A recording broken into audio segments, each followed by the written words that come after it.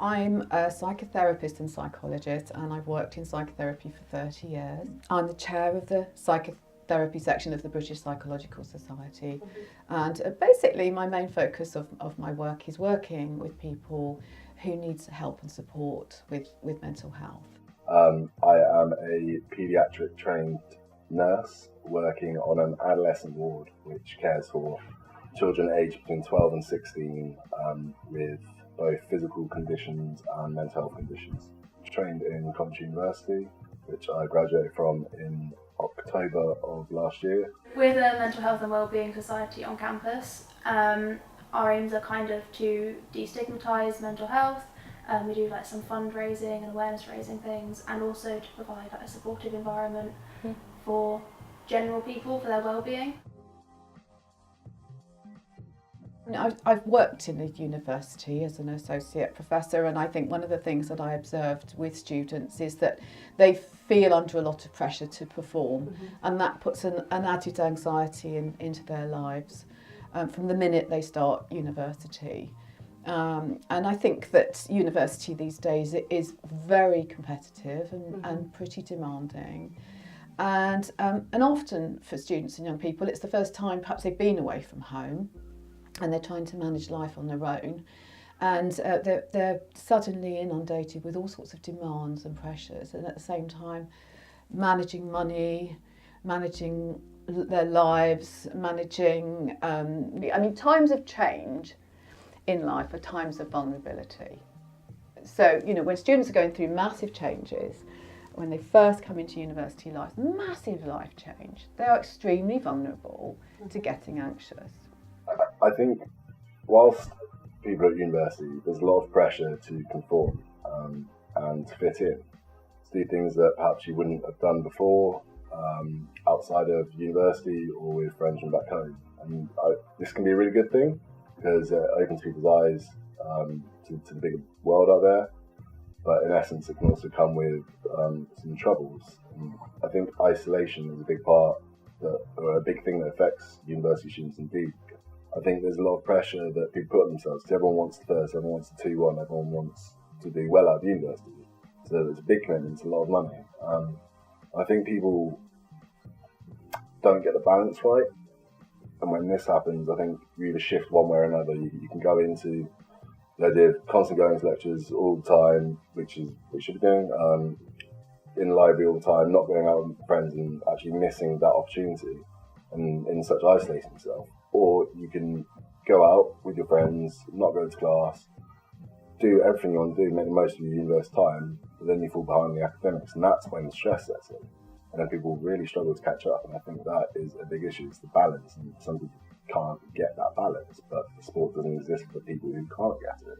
I think that university, more so than perhaps higher education at schools, presents a challenging environment for people with or without mental health issues. Being away from home, and for a lot of people it's the first time they're not directly responsible to their parents. It gives people a lot of new freedoms, which means they're trying things like alcohol and other stimulants that they perhaps haven't before, which can expose a lot of weaknesses. And also the fact that you're kind of trapped in a bubble with a lot of pressures all the time.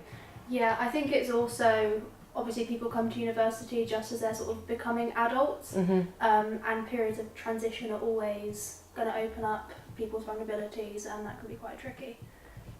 Not just in terms of transitioning to university and doing all of that sort of stuff, but just getting older in general.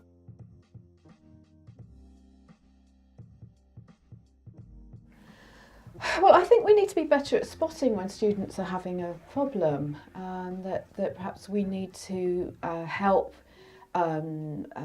tutors and lecturers who are engaged with their clients or with their students to perhaps notice when people are struggling, the signs of perhaps people withdrawing or not getting work in on time, or perhaps not appearing very often. I think that really we need to be better informed about mental health. We need to move away from stigma.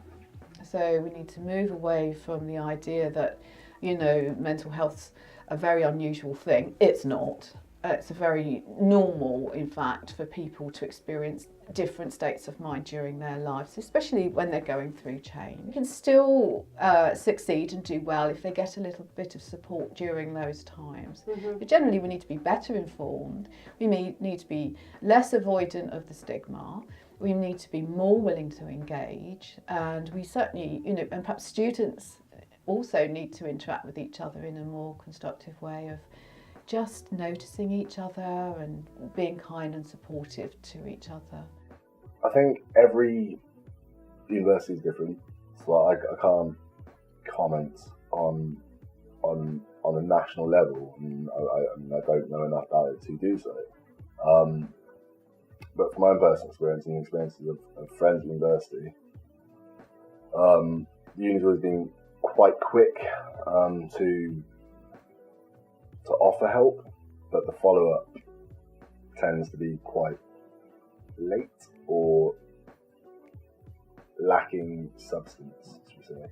A lot of it felt like empty promises to a lot of people. I've spoken to, myself included, and it's a big issue because you don't want to go to university when you feel bad, and you don't want to leave your bed, and it's not to say that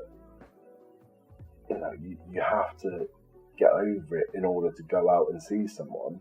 I mean, I'm sure plenty of universities have online access to things, or at least provide tools, and a lot of public health is signposting people towards the right help. And some universities potentially can't provide that help, but it's about actually ensuring that students get the I guess it's about ensuring that students know where to look and then point them in the right direction, and offering them everything you can in regards to that, whilst also maintaining all the skills and functions of a university. I think student unions rather should take on a more commanding role into the provision of counselling, or the provision of buddying people up, finding a way that works for people in a mutually assured way to seek an end to any sort of suffering. The statistics say that young people are as lonely as old people. Some of the things that they've started to do this year that I really think can be adopted more widely are subject-specific welfare officers, and they're welfare rather than well-being officers. They work really, really well because it doesn't mean you're going to a centralised organisation. You can go to someone and talk to them in the context of your own degree and a subject that you understand. And it doesn't have to be framed with mental health, and you don't need to go there and say, I think I'm depressed, which is a lot scarier for people. And it's, again, working on that kind of prevention. The Wellbeing Centre as well have also started doing drop-ins, and I think that's a great way to kind of dissolve the fear around mental health, It's such a cliche, but everyone does have mental health, and if you're recognising early on you're stressed or you're upset, and going to talk to someone for 20 minutes as a drop-in rather than a formalised appointment, which is very intimidating, you might prevent something 2 weeks down the line, which could be much worse. But yeah, the other thing is, we've mentioned it time and time again, but I mean, it's underfunding, isn't it? The counselling at Wellbeing is full. Waiting lists. It's waiting lists and it's waiting lists, and some people can't afford to go private. Being told in a doctor's surgery that you've got an 8-week wait when you feel like tomorrow is a million miles away is not something we can really continue much longer with.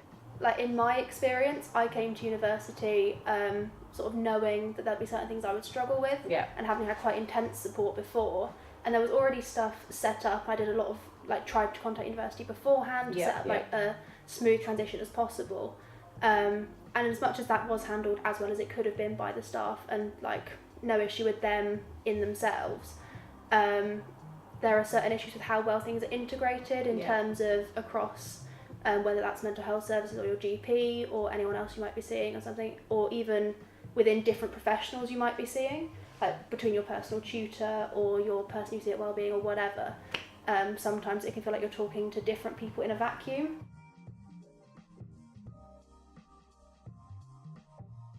I think that's the question with mental health. You know, is anybody out there? People start to ask. They feel they've got to hide. They feel they've got to shut themselves away. And really, at those times, it's the best time to try and reach out if we can. I think in some ways there's a lot of emphasis placed on reaching out and talking to people you love if you're struggling or whatever, but none about reaching in. Sometimes when people are struggling, they might find it really difficult to open up, maybe because there's stigma or they're scared. And for example, the new Time to Change Ask Twice campaign is really good, encouraging people to ask twice if someone's okay.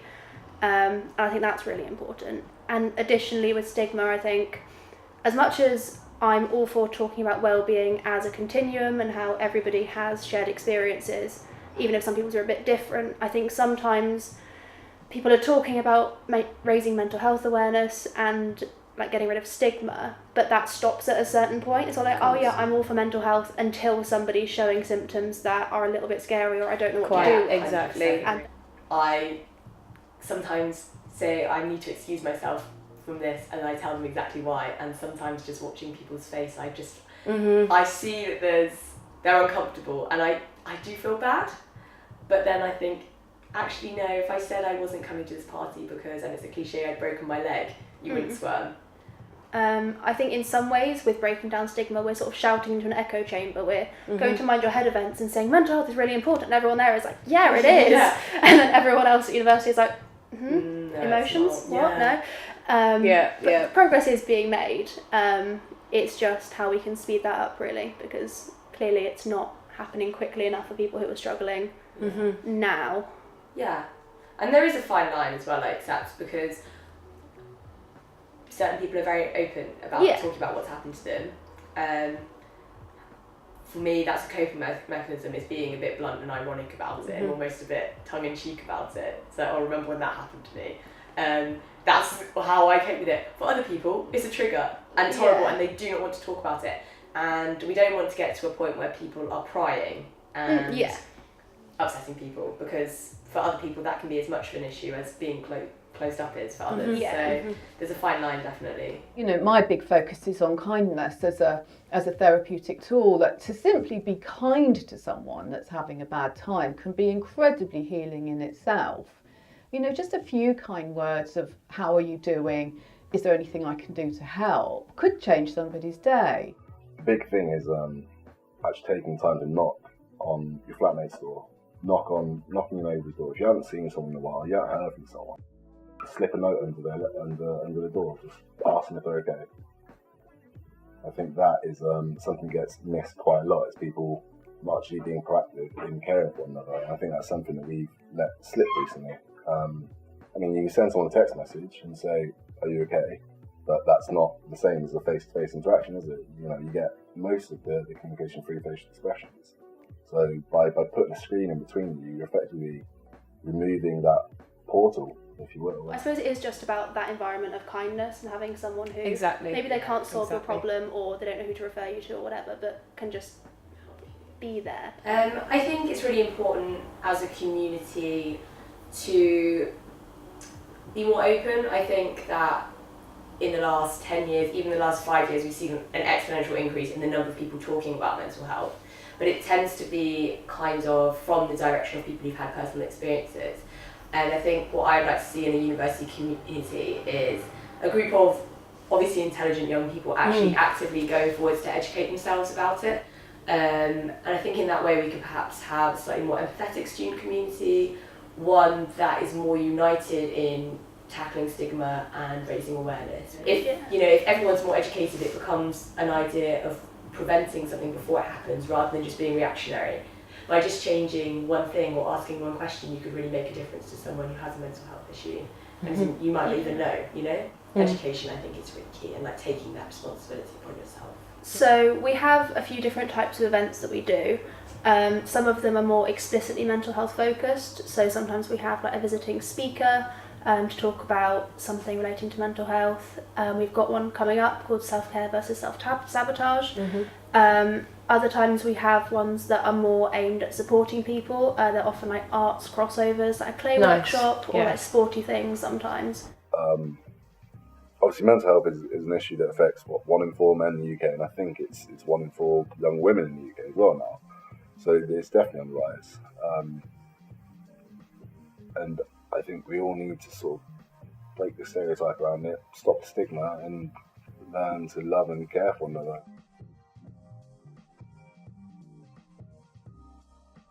I think the trouble is when people get to be feeling a little bit unhappy and very nervous and very anxious, but the withdrawing is the first step, and we don't look at all the things that could help us. In fact, it's a symptom of anxiety and depression that we don't move outwards to what can help. So that, you know, for example, I mean, Mind, the mental health charity, have a brilliant website, and it will tell you about all sorts of disorders, and it will tell you where to go and what to do.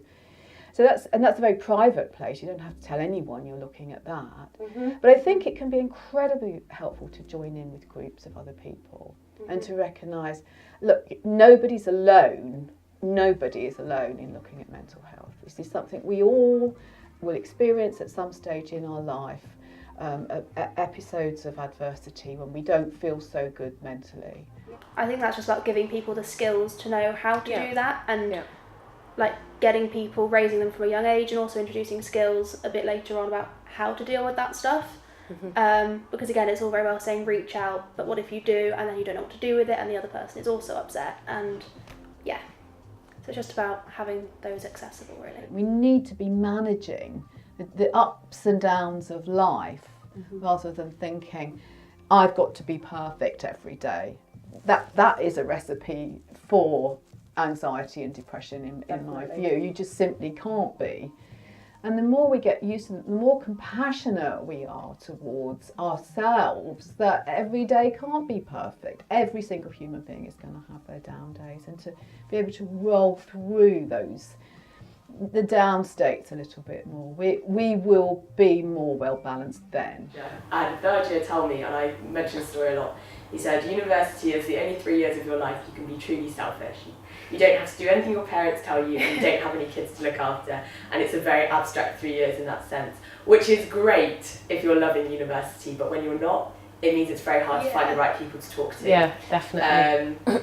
So I think with the way the conversation on mental health is going, we will see a more empathetic approach definitely in the future. It's just about speeding that up and working out how we can involve people who aren't directly affected. And I think that the thing to remember is that, you know, we generally, with those states of mind, we feel we are no good anymore. We feel we are not good enough. And it's that sort of negative mental state that makes it worse. We do need people to notice for us.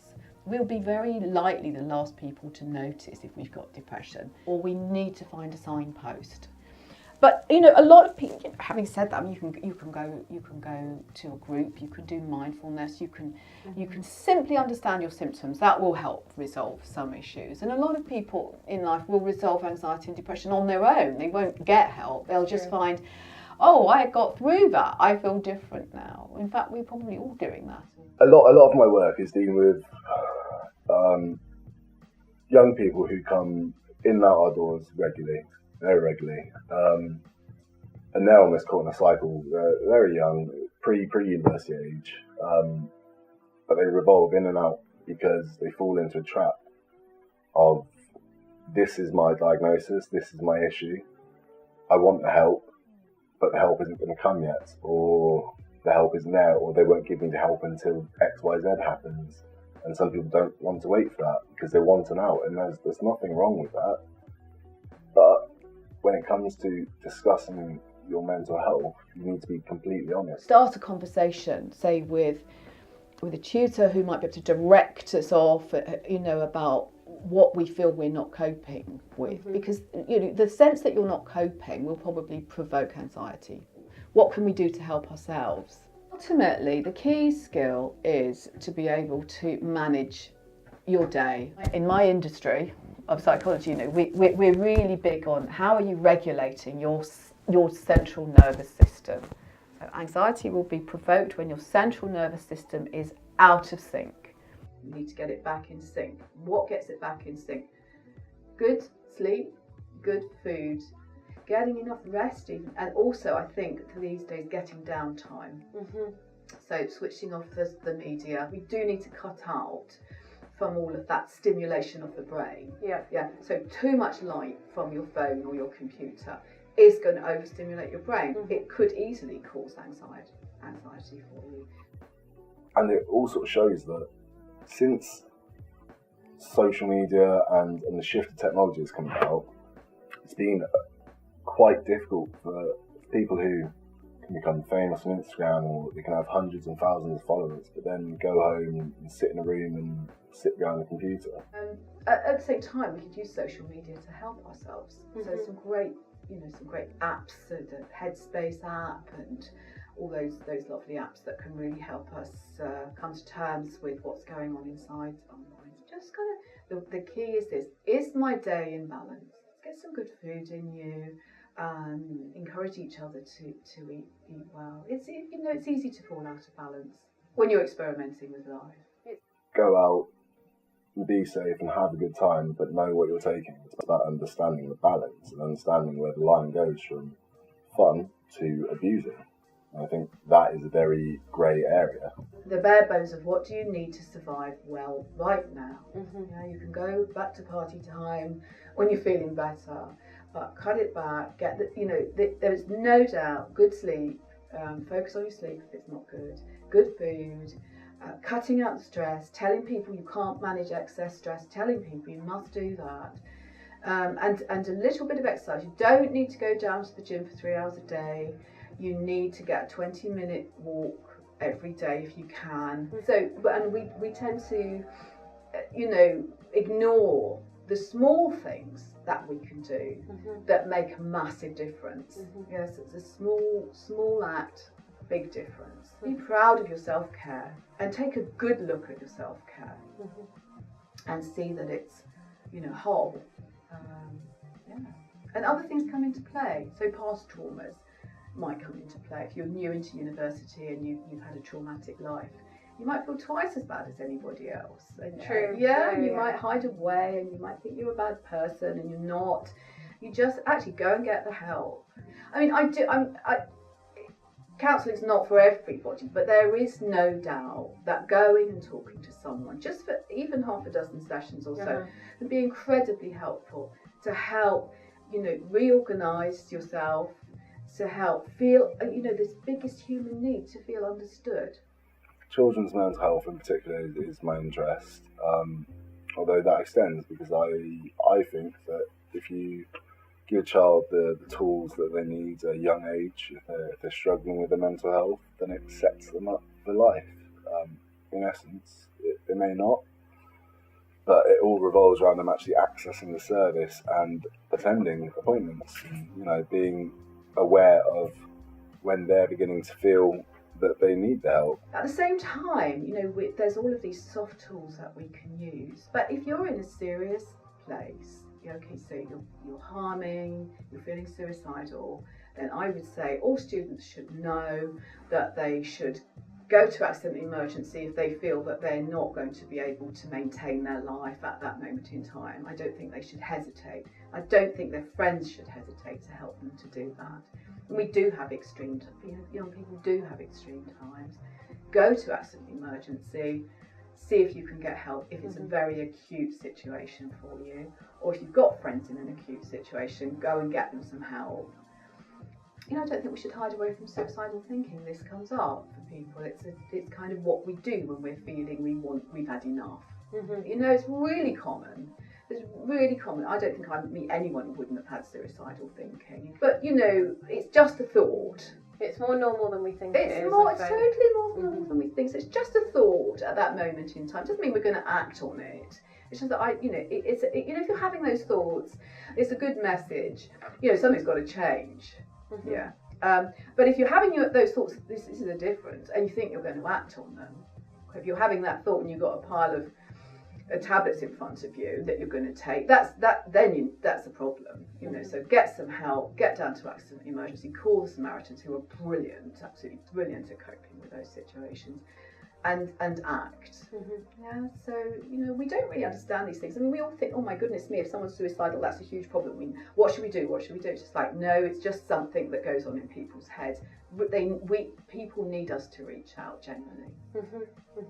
That's good. Or act if you're concerned. Yeah, exactly. Yeah. And it's what we said, isn't it? It's about understanding, it's about being kind, and it's about sort of understanding yourself where you're at. Absolutely. You know, once you've understood yourself, you probably won't be anxious anymore. True. Yeah. So then you're taking steps to address it. It's true. It's the greatest human need is to feel understood and feel that others understand us.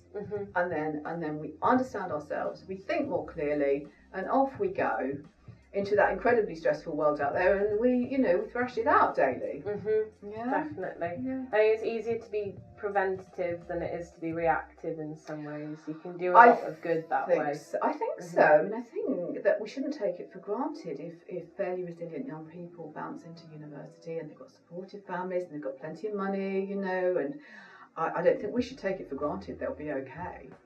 I think we should build on that resilience. I would say, first and foremost, if you're at the University of Exeter and you think you're having any issue at all, if you ring up the Wellbeing Centre, their number is so easy to find, and ask for a telephone referral appointment. Someone will sit with you for 15 minutes and help you contextualise your issue and help you talk about whether you do need further support, whether that be medical or through talking therapies. It's incredibly easy to do. Also, they have a lot of online resources, Silver Cloud being one of them. But even if you're not at Exeter or you want to search wider, I'm a big fan of, and I've done a lot of work with, the Blurt Foundation. I think their resources are phenomenal because they are very, very focused on living with, they do focus on depression, but in a very human way. It's not scientific, it's not graphic, it is literally like, what do I do when I don't want to get out of bed? And it's so practical. Friendly and practical.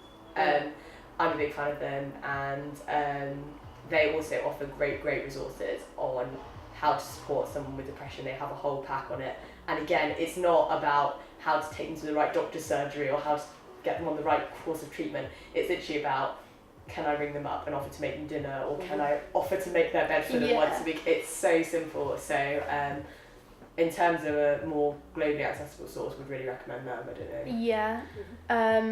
I would suggest if you have a specific issue and perhaps don't want to go to wellbeing or are on a however long wait for counselling or something through the NHS, online there's the Wellbeing Information Directory, which I think is run by the Guild. It's WID, and they have, you click on your issue, whether that's eating disorders or domestic violence or anything along those lines, click on it on your issue, and then it will take you to a list of resources you can access, whether that's charities or helplines or everything. Of course, there's Nightline if you're struggling overnight, and also like helplines like the Samaritans and things.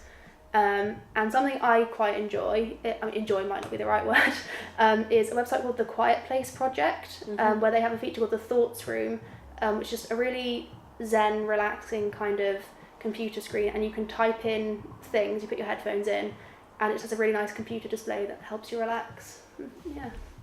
I think that the Mind charity, the mental health charity, have an excellent resource. So just Google Mind and, plug in your questions about mental health, and you will find there's some wonderful information about how to manage basic mental health conditions and where to go if you need further help. So definitely access your local GP.